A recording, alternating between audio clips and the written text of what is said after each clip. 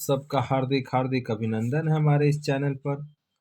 तो आज हम लोग विनय के पद, जिसके कवि गोस्वामी तुलसीदास जी हैं, और इस विनय के पद का आज हम लोग एक तरह से कहा जाए तो सभी पदों का सप्रसंग व्याख्या देखेंगे। तो अगर आप हमारे इस चैनल पर अगर फर्स्ट टाइम आए हैं तो चैनल को प्लीज़ सब्सक्राइब कर लीजिएगा।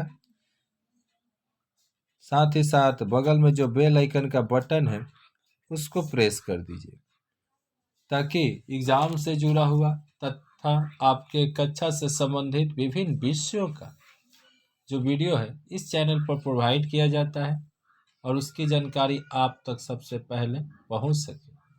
तो चलिए देखते हैं सभी पदों का सप्रसंग व्याख्या। तो पहला पद आपके समक्ष ये रहा। ऐसी मूढ़ता या मन की, पर हरि राम भगति सुरसरिता आस करत ओस कनकी। धूम समूह निरखी चातक जेहु, त्रिसित जानी मति घन की। नहीं तह शीतलता न वारी, पुनि हारी होत लोचन की। जयो गच कांच बिलोकी, सेन जर छह अपने तन की।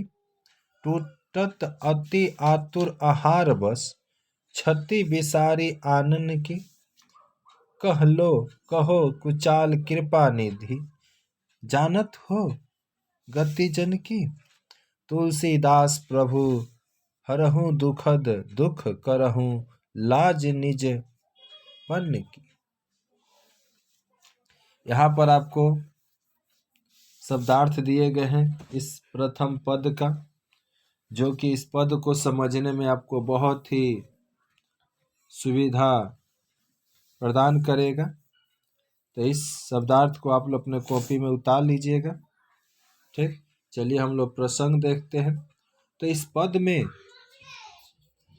भक्त कवि गोस्वामी तुलसीदास जी अपने दोषों तथा अपनी जड़ बुद्धि का बात कहकर भगवान राम से अनुकंपा का उदार करने की प्रार्थना करता है। ये प्रसंग था और इसका व्याख्या देखिए। तो हे प्रभु, मैं बड़ा ही मूर्ख हूं, मेरे समान मूर्ख कदाचित ही कोई हो। यानी गोस्वामी तुलसीदास जी कहते हैं कि हे भगवान, हे प्रभु, मैं बड़ा मूर्ख हूं और मेरे समान मूर्ख कदाचित ही कोई होगा मेरे जैसे। मेरी मूर्खता का इससे बड़ा प्रमाण क्या होगा कि मैं राम भक्ति रूपी गंगा का आनंद जल त्याग कर सांसारिक सुख रूपी ओस की बूंद की तरह भागता रहा हूं। जैसे ओस की बूंद से प्यास नहीं बुझती, उसी प्रकार सांसारिक विषय भोगों से प्राप्त सुख सच्चा नहीं होता। यानी कहने का मतलब है कवि गोस्वामी तुलसीदास जी का कि जिस तरह से ओस की बूंद से प्यास नहीं न बुझता है, उसी तरह से ये जो सांसारिक सुख है, इस सुख से मतलब जो सांसारिक विषय भोग से मतलब कहा जाए तो आपको जो सुख प्राप्त होगा अच्छा सुख मतलब नहीं है, सच्चा सुख नहीं होगा। और उसको भोगने वाला व्यक्ति कभी भी सुख नहीं प्राप्त करता है। यदि प्यासा पपीहा धुएं का गुबार देखकर उसे मेघ समझ बैठे और प्यास बुझाने के लिए उसकी ओर झपट कर जाए, तो वहां ना उसे शीतलता मिलती है और ना ही प्यास बुझाने के लिए जल ही। धुएं के कारण उसके नेत्रों को कष्ट ही मिलता है। यही दशा मेरी हो गई है। संसार के मोह माया में पड़कर मिथ्या संसारिक सुख के पीछे भागकर मैंने जीवन भर कष्ट ही पाया है। यानी कवि कह रहे हैं कि यदि प्यासा पपीहा जो धुएं का गुबार को देखकर उसे क्या समझ बैठता है, मेघ, और प्यास बुझाने के लिए उसकी ओर झपट कर जाता है, ना तो उसे शीतलता ही मिलती है, ना ही उसकी प्यास ही बुझती है, और उल्टा उसका क्या, तो धुएं के कारण उसके नेत्र में जलन से उत्पन्न हो जाती है, यानी कष्ट मिलता है। यही दशा संसार के माया मोह में पड़कर मिथ्या सांसारिक सुख के पीछे भागकर यानी कभी तुलसीदास का भी हो गया। मूर्ख बाज का भी एक एग्जाम्पल देते हैं।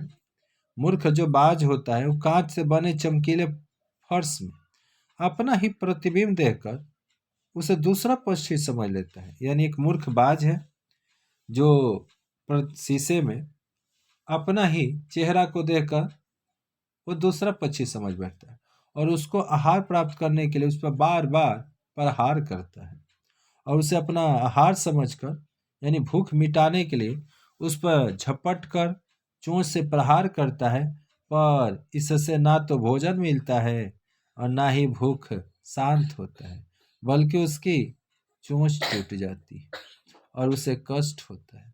यही दशा मेरी हुई है। मेरा मन विषयासक्त संसार की विषय वासनाओं पर टूटता रहा और मुझे सदा कष्ट ही उठाना पड़ा। आत्मा को कभी शांति नहीं मिली। हे प्रभु, अपनी दुर्वृद्धि, अपनी कुचाल का वर्णन मैं कहाँ तक करूं? आप तो अंतर्यामी है ना, घट घट के वासी है ना, भक्तों को, हृदय को और उनकी सारी दुर्बलताओं को आप जानते हैं। हे स्वामीनाथन, मेरे इस असहाय कष्टों को, मेरी यातना को और दारुण दुख को तो दूर करो। ऐसा करके आप अपने नाम और अपने विरध दीन बंधु शरणागत वत्सल्य और कृपा सिद्धि आदि को भी सार्थक करेंगे। भक्तों को दिए गए आश्वासन और अपनी प्रतिज्ञा को पूरा करेंगे। तो ये पहला पद का आपका सारांश था। ठीक, चलिए दूसरा पद का सारांश को देखा जाए। माधव मोह फांस क्यों टूटे, बाहर कोटि उपाय करिए, अभ्यंतर ग्रंथि न छूटे।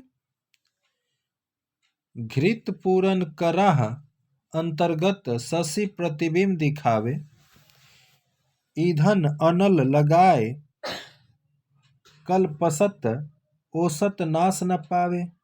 तरु कोटर मह बस विहंग, तरु काटे मरे न जैसे। साधन करिए विचारहीन, मन शुद्ध होई नहीं तैसे। अंतर मलिन विषय मन अति, तन पावन करिहे पखारे। मरई न उरग अनेक जतन, वाल्मीकि विविध विधि मारे। तुलसीदास हरि गुरु करुणा बिनु, विमल विवेक न होई। बिना विवेक संसार घोर निधि, पार न पावे कोई। यहाँ पर भी आपके लिए शब्दार्थ की व्यवस्था है। इस शब्दार्थ के माध्यम से आप इस पद को समझने में काफ़ी ज़्यादा आपको सहायता प्रदान होगा। चलिए इसका प्रसंग देखा जाए।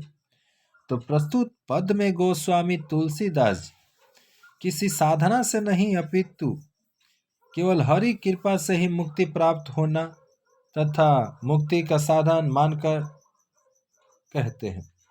यानी इसका प्रसंग है कि प्रस्तुत पद में जो गोस्वामी तुलसीदास जी किसी साधना से नहीं अपितु केवल हरि कृपा से ही मुक्ति प्राप्त होने तथा मुक्ति का साधन प्राप्त हो सकता है। अगर आप सोच रहे हैं कि किसी और तरीके से आपको सांसारिक कष्टों से मुक्ति प्राप्त हो सकती है तो ये गलत है। यानी कि आपको मुक्ति का मार्ग प्राप्त करने के लिए केवल हरि की कृपा ही आवश्यक है। चलिए व्याख्या देखते हैं। हे भगवान, हे कृपा निधान, मेरा यह मोह का फंदा कैसे टूटेगा। बाहर से चाहे करोड़ों साधन क्यों न किया जाए, उनसे भीतर की अज्ञानता अर्थात मन की अज्ञान रूपी गांठ नहीं छूट सकती। यानी गोस्वामी तुलसीदास जी कहते हैं कि मेरा ये जो मोह का फंदा कैसे टूटेगा, बाहर से चाहे करोड़ों साधन क्यों न किया जाए, यानी बाहर से बहुत सारे प्रयत्न कर रहे हैं, उनके भीतर की जो अज्ञानता है ना, या मन की जो अज्ञान रूपी गांठ है, वो नहीं छूट सकती। भाव यही है कि अंतःकरण की शुद्धि के लिए बिना विविध साधनों और तप कर्म कांड इत्यादि से यह जीवन मुक्त नहीं हो सकता। यानी अगर आपको अंतःकरण की शुद्धि करना है तो उसके लिए आपको अंतःकरण की शुद्धि करने के साधन का उपयोग करना, ना कि बाहर के साधन का उपयोग करना। यानी अगर आपको मन को शुद्ध करना है तो शरीर पर रगड़ने से कुछ थोड़े मन शुद्ध हो जाएगा। यानी मन को शुद्ध करना है तो मन को शुद्ध करने के साधन अपनाइए, और शरीर को शुद्ध करना है तो शरीर को शुद्ध करने का साधन अपनाइए। ठीक। एक दृष्टांत देते हुए समझाते हैं कि घी से भरे हुए कड़ाह में जो चंद्रमा का प्रतिबिंब दिखाई पड़ता है, मतलब घी से भरा हुआ एक कड़ाह है और उसमें जो चंद्रमा का प्रतिबिंब दिखाई पड़ता है ना, उसका 100 कल्प तक ईंधन और आग लगाकर ओटाने से नाश नहीं हो सकता। यानी कि समझिए कड़ा है जिसमें कि घी से भरा हुआ है और उसमें चंद्रमा का क्या हो रहा है, प्रतिबिंब दिखाई पड़ रहा है। उसमें चाहे कितना भी ईंधन और आग लगा दिया जाए फिर भी उसके जो परछाई है उसको नाश नहीं किया जा सकता है। जब तक कराह में अर्थात मन में जरा भी मोह रहेगा तब तक प्रतिबिंब भी रहेगा। इसी प्रकार जब तक मोह रहेगा तब तक भेद बुद्धि भी रहेगी। अतः दूसरा दृष्टांत देते हैं, वृक्ष के कोटर में जो पक्षी रहता है, जैसे वृक्ष के काटने से नहीं मरता वरन कोटर से निकल कर इधर उधर फिरता है, उड़ता फिरता है, जब तक उसे पकड़ कर पिंजरे में बंद नहीं करेंगे वह पकड़ में नहीं आएगा। जैसे वैसे ही जब तप यम और नियम ऊपरी साधन भले ही किए जाने से परंतु आत्मज्ञान के बिना मन शुद्ध नहीं हो सकता। ध्यान दीजिएगा, दूसरा एग्जाम्पल में क्या बता रहे हैं, जैसे वृक्ष के काटने से कोई पक्षी, जैसे यहाँ दिया गया है कोई वृक्ष के कोटा में कोई पक्षी रहता है, यानी कि समझिए कि उसके गुफा में वृक्ष का जो होगा, और उसमें वृक्ष को काटने से क्या होता है, पक्षी कैसे मरेगा, नहीं मरता है, वरन कोटर से निकल कर इधर उधर उड़ता फिरता है, और जब तक उसे पकड़ कर पिंजरे में बंद नहीं करेंगे वह पकड़ में नहीं आएगा। उसी तरह से जब तप यम नियम ऊपरी साधन भले किए जाए परंतु आत्मज्ञान के बिना मन शुद्ध नहीं हो। भले आप ऊपर से जप कीजिए तप कीजिए और बहुत सारे साधन को अपना लीजिए पर आपका मन शुद्ध होने वाला नहीं है। ठीक, उसको तो जब तक पूरा वश में नहीं करोगे तब तक यह विषय के बारे में जाए बिना नहीं रहेगा। भाव यही है कि सूक्ष्म रूप से वह वैसा ही बना रहेगा, जब उसे पकड़कर तुम पिंजरा में बंद कर दोगे, उसे हरि शरण प्रण कर दोगे, तभी वह वश में आ सकेगा, अन्यथा नहीं। तीसरा एक दृष्टांत देते हुए, जो मन भीतर के विषय के कारण मैला हो रहा है उसे बाहर से शरीर धोकर साफ नहीं किया जा सकता, कदापि नहीं किया जा सकता। अब भीतर में आपका कहा जाए तो मैल बैठा हुआ है, ठीक, और ऊपर से आप चाहे कितना भी शरीर को धोकर आप साफ करें तो भीतर का मैल थोड़े जी आपका साफ होना, हो तो शरीर ना साफ हो रहा है। जैसे सांप के बिल को ऊपर से अनेक भांति मारने पर भी, बहुत से उपाय करने पर भी भीतर रहने वाला सांप नहीं मरता। मानिए कोई सांप बिल में रहता है और ऊपर से चाहे कितनों डंडा पटक दीजिए बिल के ऊपर तो सांप थोड़े मरने वाला है। सांप को मारने के लिए सांप के बिल के भीतर में वार करना होगा। तुलसीदास आप आपसे कहते हैं कि हे भगवान, गुरु की कृपा बिना निर्मल ज्ञान नहीं होता और बिना ज्ञान के कोई संसार रूपी दुस्तर समुद्र को पार नहीं कर सकता। कहने का भाव यही है कि मोहपाश के टूटने में आत्मज्ञान ही कारण है।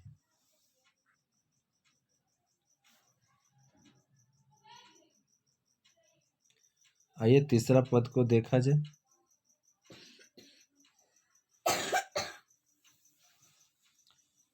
अस कुछु समझू परत रघुराया, बीनु तव कृपा दयालु, दास हित मोह न छूटे माया। भाग्य ज्ञान अत्यंत निपुण, भव पार न पावे कोई।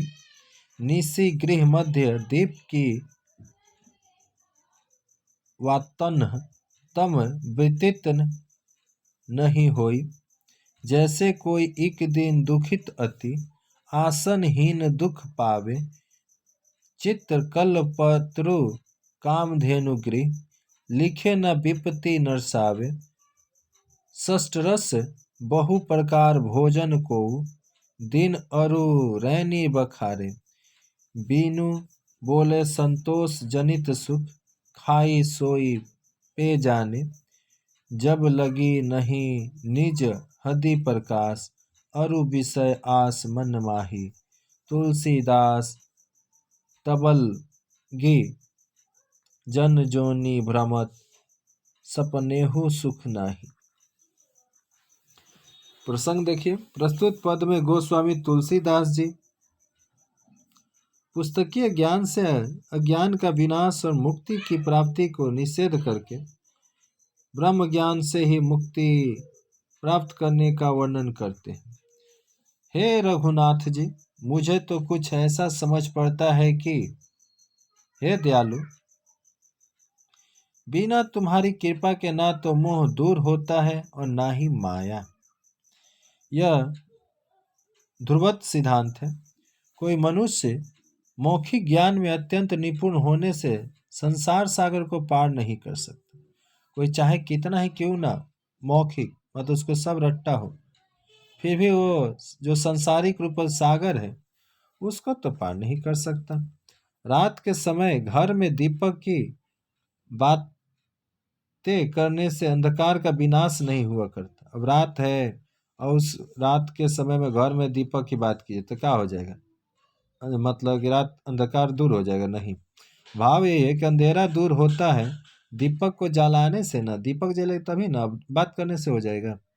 जैसे कोई एक बहुत निर्धन व्यक्ति बिना भोजन के दुख पा रहा है, उसके घर में कामधेनु और कल्प वृक्ष का चित्र लगाने से उसका दुख नहीं मिट सकता। मानिए एक व्यक्ति है जो निर्धन है, गरीब है और जिसको भोजन नहीं प्राप्त हो पा रहा है, अब उसके घर में आप कामधेनु और कल्प वृक्ष का चित्र बना दीजिए तो क्या होगा? उसका दुख मिट जाएगा? नहीं जी।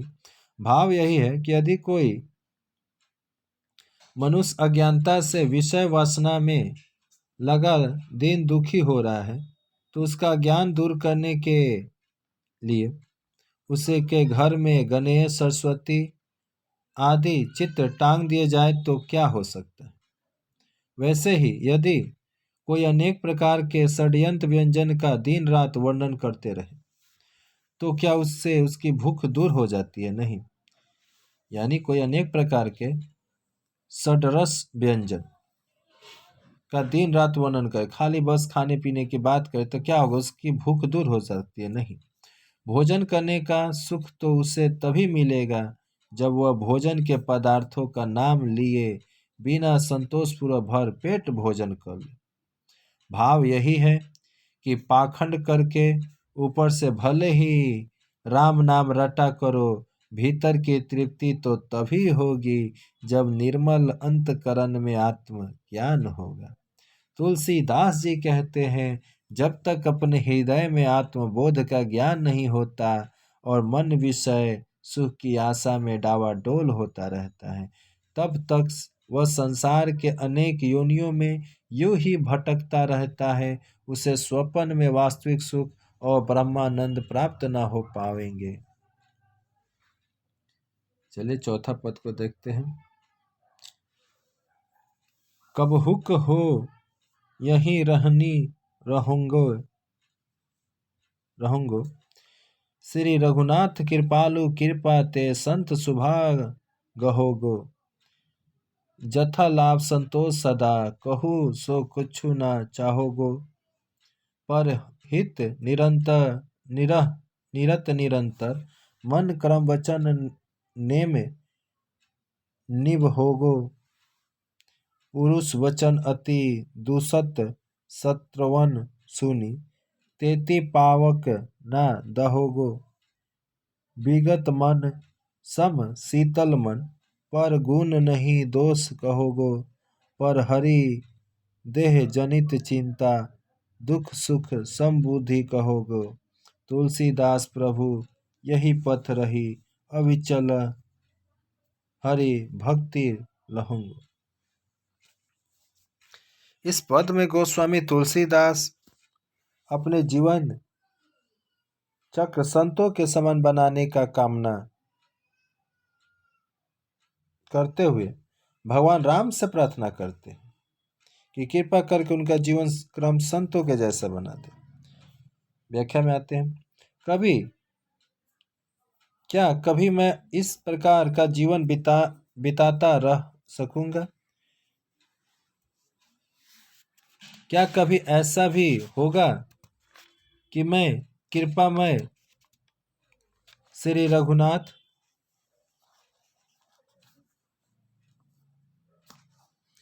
जी की कृपा से संत स्वभाव ग्रहण करूंगा? जब हो कुछ भी मिल जाए उसे मैं संतुष्ट रहूंगा और किसी से कुछ ना कहूंगा। मैं दूसरों के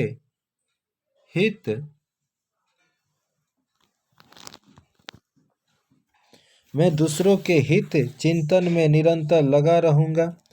मन वचन और क्रम में यम नियम का नित्य पालन करता हूँ।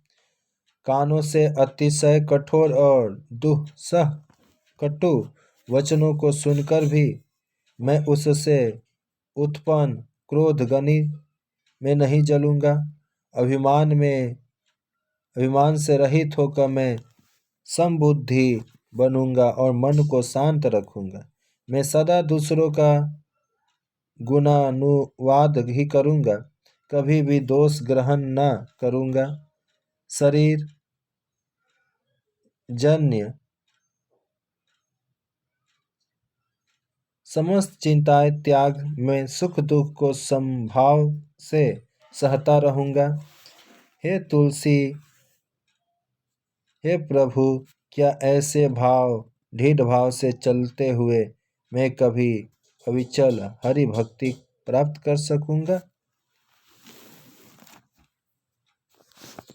तो इस वीडियो में इतना ही। फिर मिलते हैं किसी नए वीडियो में एक नए टॉपिक के साथ। तब तक के लिए जय हिंद, जय भारत, वंदे मातरम।